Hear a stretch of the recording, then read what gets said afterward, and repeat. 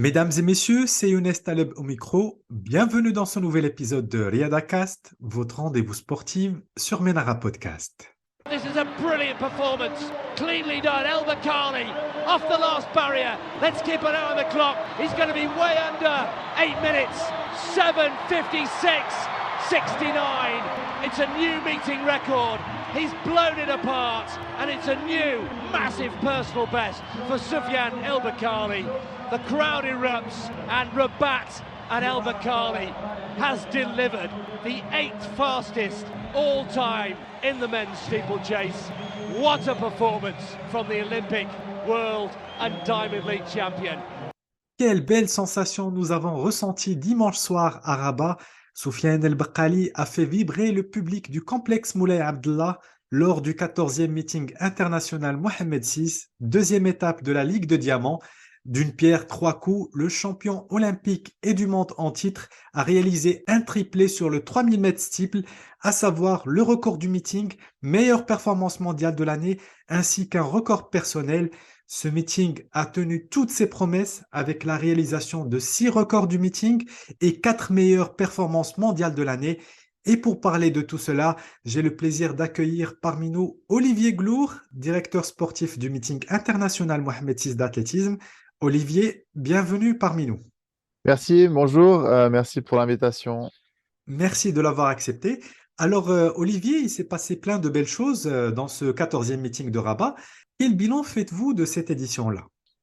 Mon bilan, il est un petit peu similaire au vôtre. On avait une soirée absolument magnifique avec beaucoup d'actions dans tous les sens au complexe Abdallah avec de belles courses.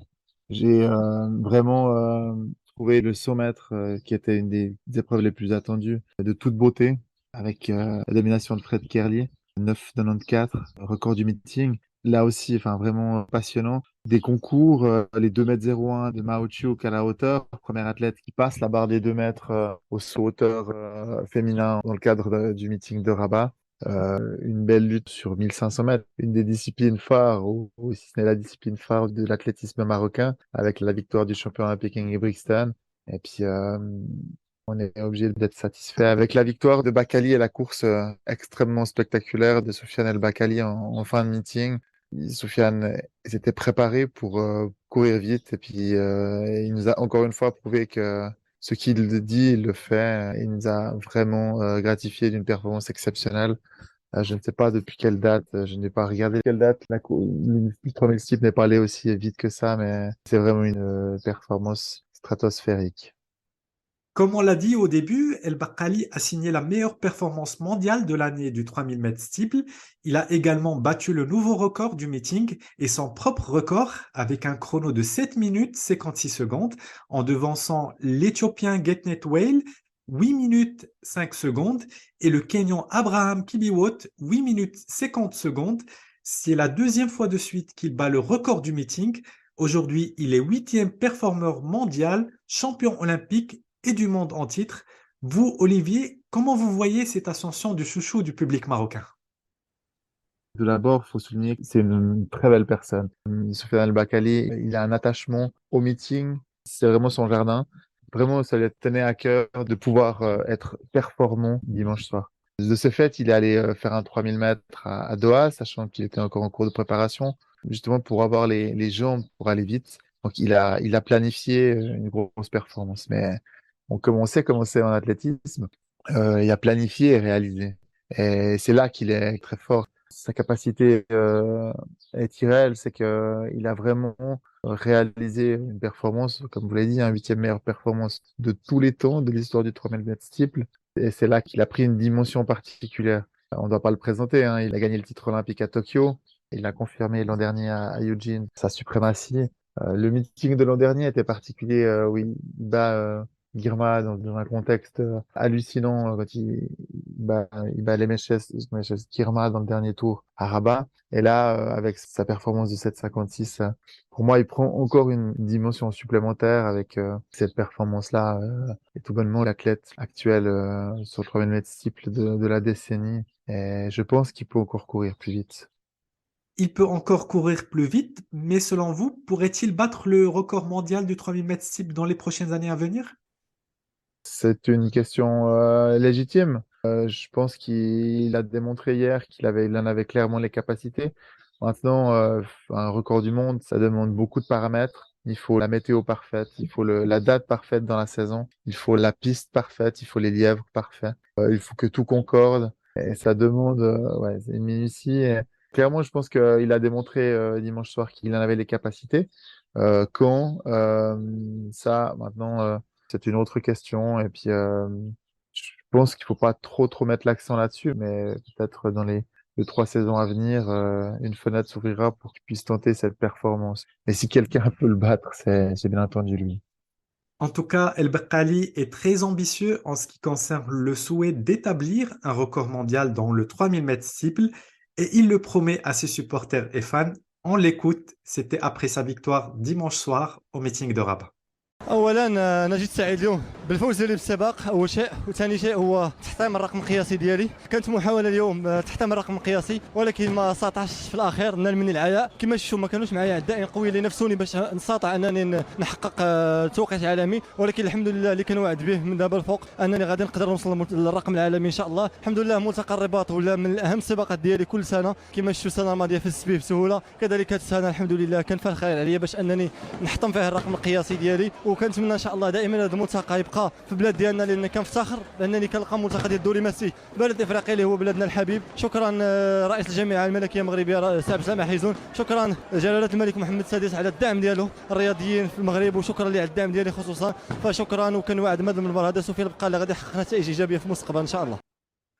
Alors, Olivier, un autre record du meeting a été établi dimanche soir. C'est celui du Jamaïcain Rachid Broadbell, la grosse surprise du 110 mètres et il a battu sur cette épreuve Grant Holloway, champion du monde en titre, mais également Hansel Parchment, champion olympique à Tokyo. La performance est tout bonnement extraordinaire, hein. C'est 13,08 dans le contexte que l'on connaît, avec un 1,3 m devant contraire. Battre Grant Holloway, qui est champion du monde en titre, hein, qui est la superstar actuelle, et Ansel Parchment, qui est le champion olympique en titre, c'est effectivement un superbe exploit. Maintenant, c'est pas un inconnu non plus, hein. Il a quand même une meilleure performance à 12,99, donc c'est pas un inconnu, mais ouais, ça reste une performance de choix. Encore une fois, la saison va encore être longue. Je pense que le 110 mètres est très ouvert cette année. Ça va quand même demander à être encore confirmé ces prochains jours. Je pense que Grant Holloway n'a pas donné son dernier mot. Et puis, ça va être un mano à mano assez passionnant tout au long de la saison. Mais il a effectivement marqué son nom dans la discipline. Et puis, il sera à suivre avec beaucoup d'attention toute la saison et jusqu'au championnat du monde de Budapest. Tout à l'heure, vous avez cité la belle performance de l'Américain Fred Kerley, champion du monde à Eugene. Il a brillé sur le 100 mètres avec un record du meeting en 9 secondes 94, et ce, en l'absence de son rival, l'Italien Jacob Salamante-Marcel.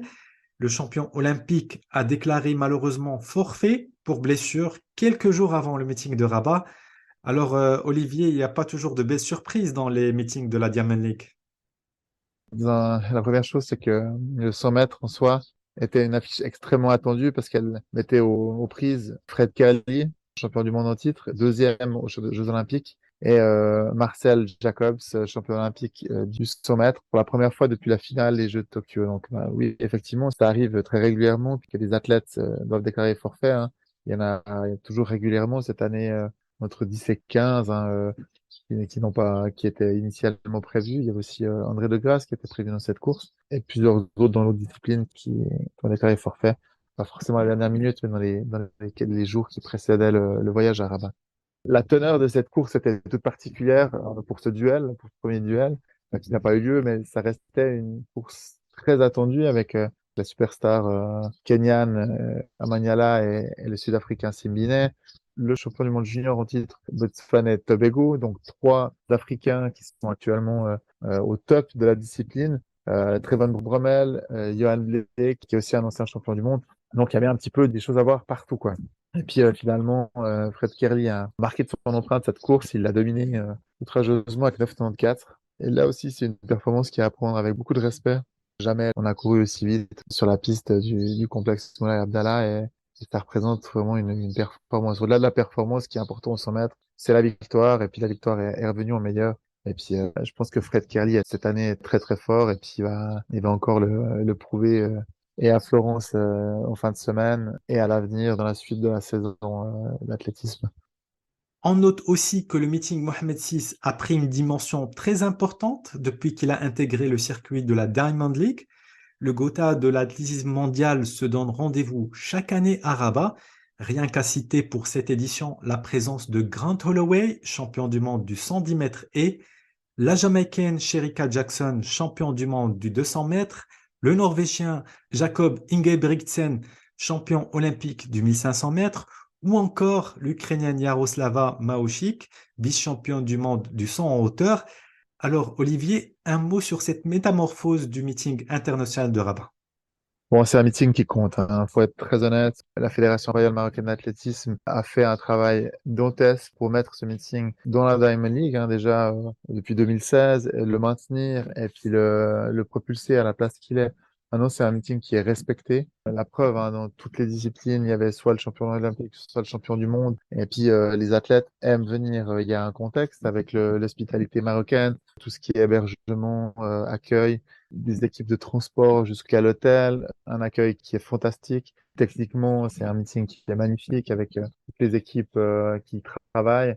Au niveau des spectateurs, c'est fou. L'ambiance qui règne dans le stade, c'est vraiment un public qui sait mettre l'ambiance et qui a beaucoup contribué aussi à la réussite du meeting. Et tout ce qui a été entrepris par la fédération ces dernières années pour améliorer le meeting, ben, paye. Et puis, c'est reconnu au niveau mondial. Le meeting de Rabat, pour moi, fait partie des 7-8 meilleurs meetings au niveau de l'accueil, au niveau du contexte, au niveau de l'atmosphère et du bien-être en fait que les athlètes ressentent quand ils sont là. Les retours ont été extrêmement positifs une fois encore. Et ça tient à un travail acharné de tout un chacun. Et c'est ça qui rend la manifestation belle parce que c'est des mois de travail, des mois de préparation. C'est des centaines de personnes qui travaillent à la réussite de cet événement et qui le rendent beau. Et il faut bien vous rendre compte, un Grant Holloway part des États-Unis, fait 24 heures de trajet, se retrouve à l'aéroport de Casablanca et puis est ramené à l'hôtel à Rabat. Et le fait de s'y sentir bien contribue à ce que les athlètes veuillent revenir.